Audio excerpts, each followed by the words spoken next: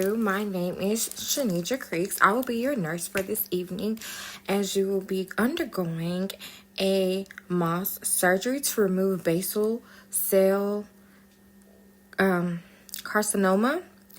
This is an outpatient procedure, and our goal for this procedure is to remove all of the skin cancer without hurting any healthy skin around it, healthy tissue.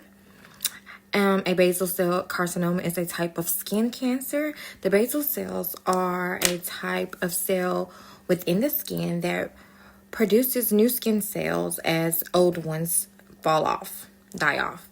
Basal cell carcinoma often appears as a slightly transparent bump on the skin. So your procedure will be done by an oncology dermatologist and an surgical oncology dermatologist. They will be performing your surgery. They specialize in treating skin cancers and skin diseases. The tools that would be needed for this surgery, I will definitely like to go over that for you. They will be using a scalpel, and the scalpel will be used to make a skin incision for you. And then we will also be using fine forceps, which will be helping us remove the tissue, the skin layers, as we have to move them, one skin tissue layer at a time. Then we also be using scissors to cut the tissue at the surface right starting the procedure. And then we also be using gauze to cover the wound, of course, and a electrosurgical device will help control any bleeding that you could possibly have during this procedure. The surgery will take several hours as the doctor cut the skin tissue layer off. They will go under the microscope and to make sure that they're getting the cancerous part of the skin. So this is a thing they will have to be going back and forth to make sure they're removing all the cancer. That is all the cancer in your skin, of course. Now, this is very, very important. For your first 24 hours after your procedure, please, please, please keep that area as dry as possible. And afterwards, you're able to take a shower, do normal things. But I would like for you, even when you're taking a shower, make sure you pat dry the area.